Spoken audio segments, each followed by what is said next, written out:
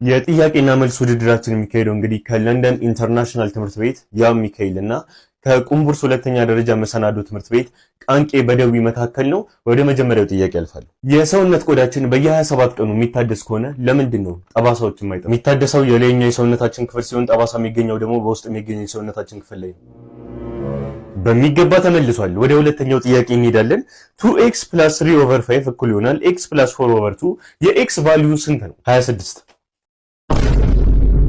ምን አይነት ፍጥነት ነው! እንዴት የሚያስደንቅ ነው! ሁለተኛውም ጥያቄ በአግባቡ ተመልሷል። ቃንቄ እየተሳተፍክ እንግዲህ ታዛቢ አይደለህም። ወደ ሶስተኛው ጥያቄ እንሄዳለን። 2 ኪሎ የሚመዝን ኳስን ከ10 ሜትር ርቀት ላይ ያለምንም ኤር ሬዚስታንስ ብንወረውረው ፍጥነቱ 14 ሜትር ፐር ሰከንድ። ዋው አስደናቂ ነው። በጣም የሚያስደንቅ ነው። በተከታታይ ያብ እየመለሰ ይገኛል። ቃንቄ ባከን ተሳተፍ። ልጁ ብቻውን እየተወዳደረ ነው። ወደ አራተኛው ጥያቄ እንሄዳለን ማለት ነው። አራተኛው ጥያቄ የሰው ልጅ ተቆርጦ ሊያድግ የሚችለው የሰውነት አካሉ ጉበት። ዋው እኔ ይሄንን ማመን አልችልም። ገና ጥያቄውን ማንበብ ከመጀመሪ ያብ እየመለሰ ይገኛል። እንግዲህ ቃንቄ እስካሁን ምንም የተሳተፈው ነገር የለም። እንግዲህ ወደ መጨረሻው የምርጫ ጥያቄ እንሄዳለን። የመጨረሻ ጥያቄ ነው። ሐመርሃ እስስት ምላሱ ከሰውነት አካል ክፍሉ የሚበልጠው ብቸኛ እንስሳ ነው። ልክ ነው። ከሰውነቱ ምላሱ የሚረዝመው እንስሳ ምንድነው ነበር ጥያቄው። በሚገባ መልሶታል። እኔ እንግዲህ በህይወቴ እንደዚህ አይነት ውድድር አይቼ አላውቅም። በዝረራ ነው ቃንቄ በደዊ የተሸነፈው። እንግዲህ ቃንቄ እስኪ ለምንድን ነው እስካሁን አንድ ጥያቄ እንኳን ያልሞከርከው?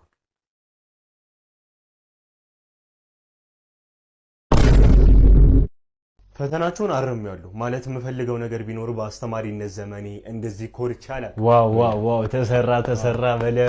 ይሄውላ ተማሪ ጀዝባ እንደሆነ በማስመስከሬ ኩራት ተሰምቶኛል። ወይኔ ሰውዬ ጤና የለውም። አበቃ አሁን በአልፋቤት እየጠራው ውጤታችሁን እነግራችኋለሁ ማለት ነው። ቁጥር 1 አንተ ነበቁ። አቤት ቲቸር። አንተ ነበቁልት ይላል። አንተ ትለያለሽ። እሺ ቲቸርዬ ቴንክ ዩ አመሰግናለሁ። እዚህ እኮ ትምህርት ቤት ውስጥ ግጥሚያ ምናምን ሲኖር በቃ ኳስ ምናምን ሲኖር ስታስጨፍር ምናምን ያለው እኮ ኳስ ትወዳለህ አይደለ? አዎ ቲቸር ልክ ነው። እስኪ አንተ ስለ ኳስ የምታኮኔ እንመልስልኝ። ቻምፒየንስ ሊግ ብዙ ጊዜ ስንት ሰዓት ነው የሚጀምረው? ያው 3:45 ነው። ጎበዝ ልጅ ውጤትን በሚገባ ገምተዋል። አናቱ ላይ ነው የገመከው። 3:45 ነው ያመጣው ጀዝባ።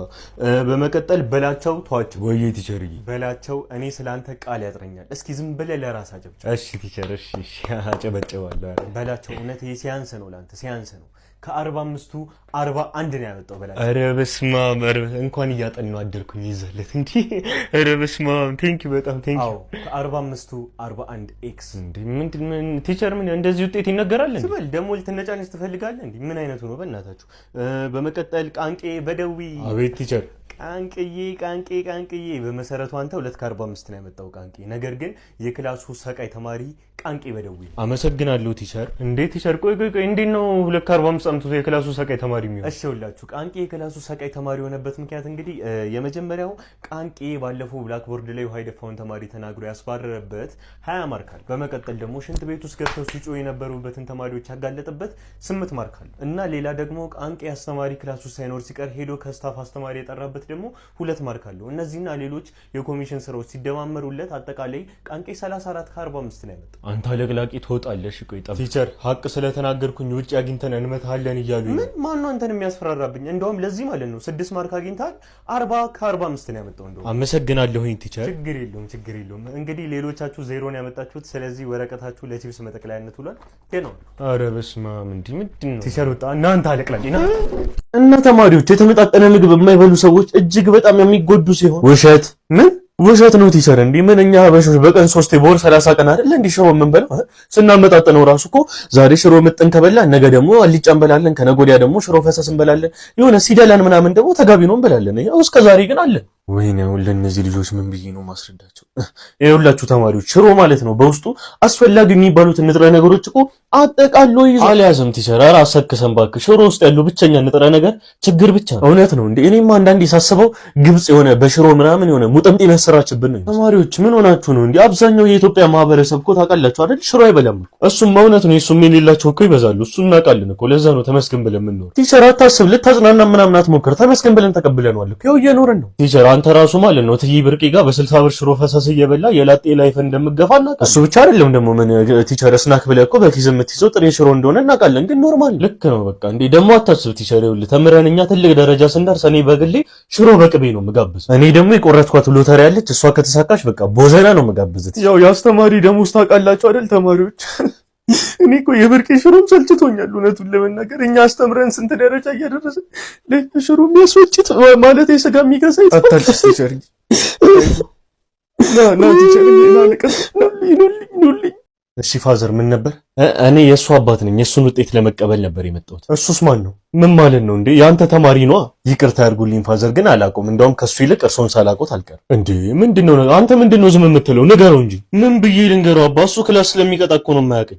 እኔ ነኝ ጭራሽ የምቀጣው?